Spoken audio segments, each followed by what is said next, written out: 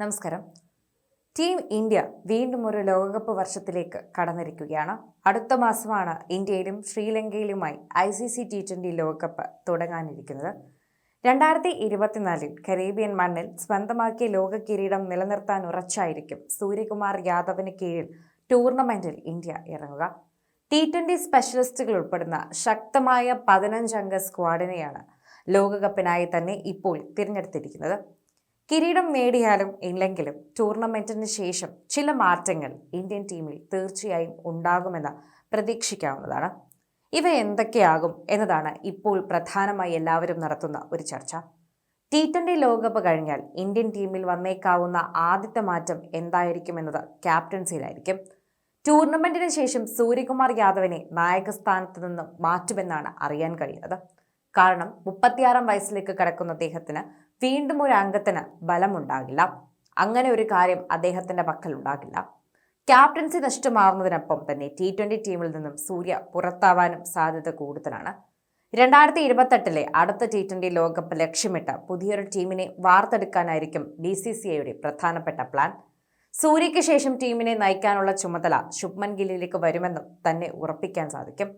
T20 ലോകകപ്പിൽ നിന്നും ഒഴിവാക്കപ്പെട്ടെങ്കിലും ഭാവി ഓൾ ഫോർമാറ്റ് ക്യാപ്റ്റനായി അദ്ദേഹത്തെയാണ് BCCI മുന്നിലേക്ക് വയ്ക്കുന്ന താല്പര്യം. അതിനാൽ ലോകകപ്പ് കഴിഞ്ഞാൽ T20 ടീമിലേക്ക് ഗില്ലിന്റെ മടങ്ങിവരവ് കാണാനായേക്കും എന്ന പ്രതീക്ഷയോടെയാണ് നോക്കുന്നത്. മോശം സ്ട്രൈക്ക് റേറ്റും പവർ പ്ലേയും വേണ്ട രീതിയിൽ തന്നെ ഉപയോഗിക്കാൻ സാധിക്കുന്നില്ല എന്നതുമാണ് ഇപ്പോൾ ഗില്ലിന്റെ പ്രധാനപ്പെട്ട പ്രശ്നങ്ങളായി എണ്ണിപ്പറയുന്നതെന്ന് പറയാം.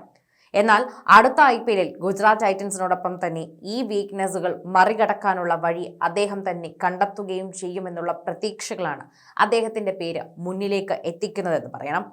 സൂര്യയ്ക്ക് പകരം നായകനായി ഗിൽ വരുന്നത് കഴിഞ്ഞാൽ ഇന്ത്യൻ T20 ടീമിലെ രണ്ടാമത്തെ വലിയ മാറ്റം ഓപ്പണിംഗിൽ തന്നെയായിരിക്കും എന്ന് പ്രതീക്ഷിക്കാം. കൗമാര ബാറ്റിംഗ് സെൻസേഷൻ വൈഭവ് സൂര്യവംശിയുടെ അരങ്ങേറ്റം ഈ വർഷം പ്രതീക്ഷിക്കാവുന്ന മറ്റൊരു കാര്യമാണ്.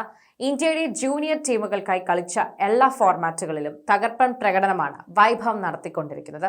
അതുകൊണ്ട് തന്നെ മുൻ ബാറ്റിംഗ് ഇതിഹാസമായിട്ടുള്ള സച്ചിൻ ടെണ്ടുൽക്കറിനെ പോലെ വൈഭവിനെ എത്രയും വേഗത്തിൽ തന്നെ സീനിയർ ടീമിലേക്ക് കൊണ്ടുവരണമെന്നുള്ള ആവശ്യം ശക്തമായിരിക്കുകയാണെന്ന് കൂടി പറയണം. അതുപോലെ തന്നെയാണ് കൃത്യമായ വാക്കുകളും കൂട്ടിച്ചേർക്കുന്നത്. ചില മുൻ താരങ്ങൾ ഇക്കാര്യത്തിൽ ആവശ്യപ്പെട്ടതും ഇക്കാര്യങ്ങൾ തന്നെയാണ്. അതിനാൽ 2028 ലോകകപ്പ് മുന്നിൽ കണ്ട അഭിഷേക് ശർമ്മയുടെ ഓപ്പണിംഗ് പങ്കാളിയായി വൈഭവിനെ കൊണ്ടുവരാനുള്ള സാധ്യതയും കൂടുതൽ തന്നെയാണ് എന്ന് പറയാം. അഭിഷേകും വൈഭവും T20 പുതിയ ഓപ്പണിംഗ് ജോഡികളാകുമ്പോൾ ക്യാപ്റ്റൻ ഗില്ലിന് ഈ റോള് വിട്ടുകൊടുക്കേണ്ടതായി വരും എന്ന് പറയുന്നു. 3-ാം നമ്പറിലാവും അദ്ദേഹം ബാറ്റ് ചെയ്തേക്കുക. 4-ാമനായി തിലക് വർമ്മയും. വിക്കറ്റ് കീപ്പിംഗിലായിരിക്കും T20 ലോകകപ്പ് കഴിഞ്ഞാൽ ഇന്ത്യൻ ടീമിൽ വരാനിടയുള്ള അടുത്ത മാറ്റമെന്ന് കൂടി പറയുന്നു. നിലവിൽ മലയാളി സൂപ്പർ താരമായ സഞ്ജു സാംസണാണ് ടീമിന്റെ ഫാസ്റ്റ് ചോയ്സ് വിക്കറ്റ് കീപ്പർ. പക്ഷേ ലോകകപ്പിന് ശേഷം അദ്ദേഹം ഈ റോളിൽ തുടരാനുള്ള സാധ്യത കുറവാണ്. കാരണം വൈഭവും ക്യാപ്റ്റനായി ഗില്ലും വരുന്നതോടെ സഞ്ജുവിന് മുൻനിര ബാറ്റ് ചെയ്യാനുള്ള അവസരം കൂടി ലഭിക്കാതെ വരും.